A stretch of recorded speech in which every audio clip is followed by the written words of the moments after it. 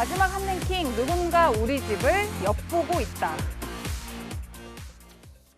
누군가 우리 집 거실을 통해 내 사생활을 엿보고 있다면 생각만 해도 정말 소름 끼치는 일인데요. 최근 아파트 거실 벽면 등에 부착된 월패드가 해킹되면서 집 내부 영상이 대량으로 유출된 정황이 발견됐습니다. 경찰도 조사에 착수했는데요. 이 앞서 우선 정 변호사님 좀 사건 개요를 좀 차근히 짚어주세요. 일단은 보름쯤 전에 해커들이 이용하는 웹사이트가 있대요. 거기에 어떤 영상이 올라왔는데 그 영상을 봤더니 아파트 내부에 그 일상적으로 생활하는 그런 것들이 다 찍혀 있었다는 거죠. 그러니까 저희 집 내부가 찍혔다는 그렇죠. 말씀이신 근데 거죠? 자세히 봤더니 그 아파트가 다른 나라도 아니고 우리나라 아파트. 그다음에 나중에 밝혀진 바에 따르면은 무려 700여 그 아파트 단지가 그렇게 해킹이 됐다 이렇게 된 거니까 결국은 한마디로 이야기하면은 아무 생각 없이 집에서 생활하고 있는 우리들의 모습이 누군가에 의해서 감시가 되고 있는 것이 아니냐. 그래서 이게 어떻게 된 것인지 확인을 해봤더니 조금 전에 앵커께서 말씀하신 것처럼 요즘 거의 모든 집에 있는 월패드 안에 카메라가 있거든요. 그 카메라를 통해서 저런 모습들이 촬영되고 그렇게 유포가 된 것이 아닌가 그런 내용입니다. 네. 네, 유출된 영상은 한 웹사이트에 해커로 추정되는 인물이 처음 올린 것으로 그렇게 알려지고 있는데요. 아파트 주민이 TV를 보거나 밥을 먹는 등 일상의 모습이 그대로 담겼다고 합니다. 지금 보시는 영상들이 해킹된 영상의 일부들인데요. 저렇게 지금 한 시민이 거실에 커튼을 치는 모습이 그대로 노출되고 있는 겁니다. 아직 정확한 유출 과정이 지금 알려지진 않았는데 지금 보시는 영상도 마찬가지로 한 여성으로 추정되는데 여성이 이렇게 거실을 지나가는 모습이 그대로 지금 영상에 찍혀서 외부로 유출되는 그런 사고들이 지금 계속 벌어지고 있는 겁니다.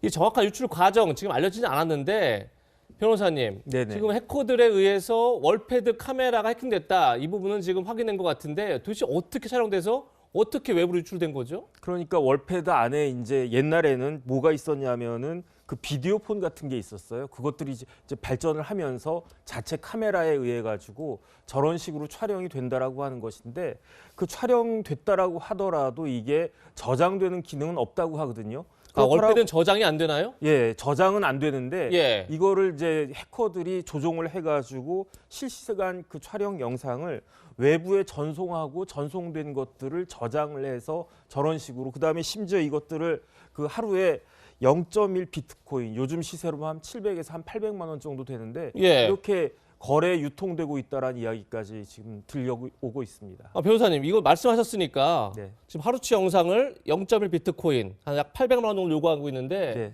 파는 사람은 당연히 죄가 되겠지만 사는 사람은 어떻습니까? 사는 사람도 죄가 될 수 있는데 그래서 제가 이 법적으로 어떤 문제가 될까 곰곰이 좀 따져봤는데도 예.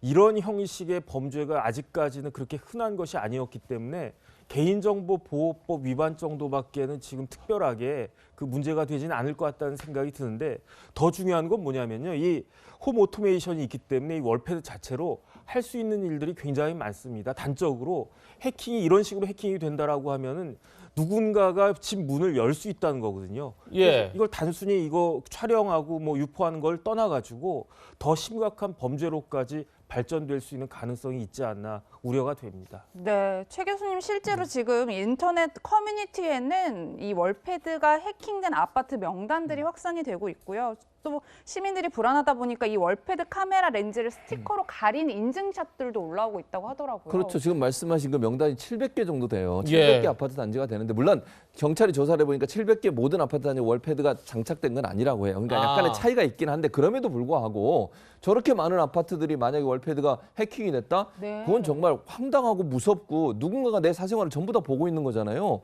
아니 그 여름에는 좀 더 간편한 옷차림으로 거실에 앉아서 TV도 보고 다른 행동을 하지 않겠습니까? 그렇죠. 그런 게 다 보이고 있다.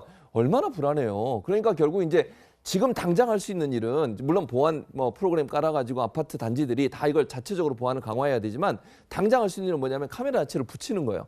예. 까맣게 뭘 붙이든 테이블 붙여서 카메라 촬영이 안 되게 해야 돼요. 지금 보시는 것처럼 예, 월패드 맞습니다. 카메라에 저렇게 스티커를 붙인다. 스티커를 붙이는 거죠. 그러면 저 카메라로 촬영을 못 하게 되잖아요. 예. 일단 그럼 개인의 사생활은 보호가 돼요. 근데 문제는 정 변호사 잠깐 언급했지만 월패드라고 하는 게 요즘은 엄청나게 다양한 기능을 하면 저기요 난방, 뭐 냉방 이런 것까지 다 해요. 저기서 그렇죠. 네. 문 여는 것도 저기서 다 하고요. 맞습니다. 통화도 다 예. 하고요. 그러면 저게 해킹이 되는 순간 집안의 모든 가스 밸브 열고 닫는 거 이런 것까지 다 저기서 가능하거든요. 그러니까 저게 아주 다양한 기능을 갖고 있어 편하기도 하지만 월패드가 해킹이 되고 나면 집안 전체의 모든 시스템 자체가 통제될 수 있다는 점, 이런 점은 상당히 위험하죠. 그래서 불안감이 커질 수밖에 없어요. 이거 문제는 출발점은 사실 아파트 단지들이 또는 뭐 아파트 관리하는 데서 저 경비 아끼려고 보안 패치나 보안 프로그램을 제대로 설치를 안 해서 그래요. 아, 예. 그 부분을 빨리 보완하고, 이게 그냥 방통이든 아니면 뭐 행안부든 모든 아파트 단지가 저런 월패드가 다 요즘은 거의 다 설치가 돼 있기 때문에 보안 프로그램은 설치하고 업데이트하는 걸 주기적으로 할 수 있도록 하는,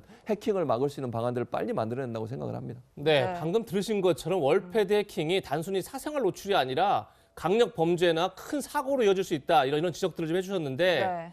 현재 국내 대부분 아파트 단지에 설치된 월패드는 모두 하나의 서버를 공유한다고 합니다. 이 때문에 한 가구만 해킹해도 아파트 전체 월패드를 조작할 수 있다. 이런 지금 추정이 나오고 있는데, 이현종 의원님, 네. 정부가 대책을 내놓긴 했는데 너무 늦었다. 이런 비판도 나와요. 저도 이 뉴스 보고 굉장히 충격을 받았습니다. 요즘 뭐 집집마다 다 이런 홈 오토메이션 시스템이 있고, 옛날 집들도 보면 이제 업그레이드를 하고 있거든요. 이게 예. 편리하다는 것 때문에.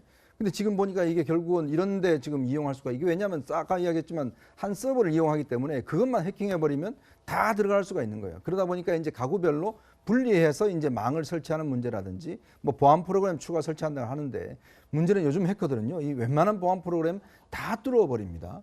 그러니까 그렇기 때문에 이거는 정말 개인의 사생활과 이런 것들이 다 노출되는 것이기 때문에 이건 좀 더 깊이 있는 연구와 함께 이 보안 시스템이 필요할 것 같습니다. 네, 정 변호사님, 실제로 정부에서 그 이용자 보안 수칙을 권고하기도 했는데 제가 잠깐 소개를 좀 해드리면, 뭐 반드시 암호를 설정해라, 주기적으로 최신 보안을 업데이트해라, 카메라 기능 미용 시 렌즈를 가려라 라는 등의 권고 사항이 있긴 한데, 말씀대로 우리 가정에서 실제로 예방할 땐 좀 한계가 있어 보여요.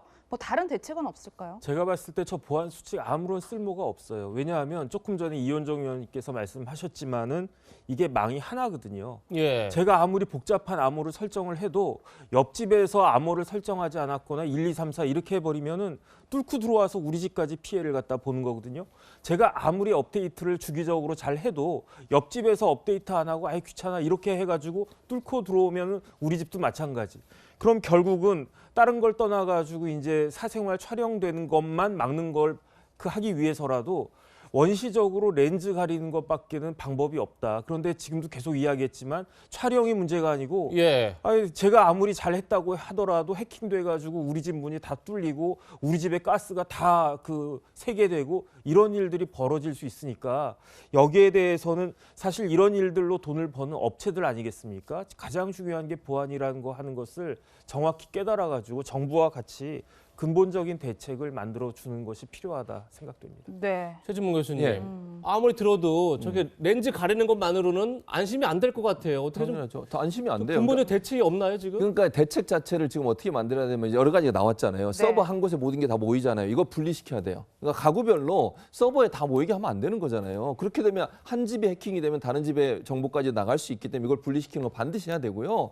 그다음에 또 하나 뭐가 있냐면 영상을 외부에 전송하는 기능 자체를 차단시키는 거예요. 예. 그러니까 단지 내에서 필요할 때 CCTV 영상을 보거나 아니면 필요할 때 소통은 가능하지만 이거를 외부로 유출하는 것 자체를 차단시켜놔서 외부에서 누가 접속해서 꺼내가는 것, 즉 정보가 외부로 나가는 것 자체를 막아야 된다. 그러니까 최소한 필요한 영역에서만 월패드가 작동하도록 해야 되는 것이지, 이게 해킹이 돼서 다른 데로 전송되는 것까지도 다 지금 열려 있는 상황이니까 보안 시스템 자체를 업데이트할 때 이런 부분들을 좀 강화시킬 필요가 있다. 가장 중요한 건 외부로 유출되는 걸 막아야 되는 거잖아요. 우리의 안전이 중요한 거지, 이걸 편리성만 너무 강조하다 보면 해킹 위험성이 있어 이 두 가지를 같이 갈 수 없다고 하면 먼저 우선적으로 할 거는 해킹을 막는 것이 먼저다, 이렇게 보여집니다. 네. 사건, 사고 소식까지 짚어봤습니다. 세 분과는 여기서 인사드리겠습니다. 고맙습니다. 고맙습니다. 그럼 지금부터 올바른 우리말을 배워보는 시간을 갖겠습니다. 오늘은 어떤 내용인지 화면으로 만나보시죠.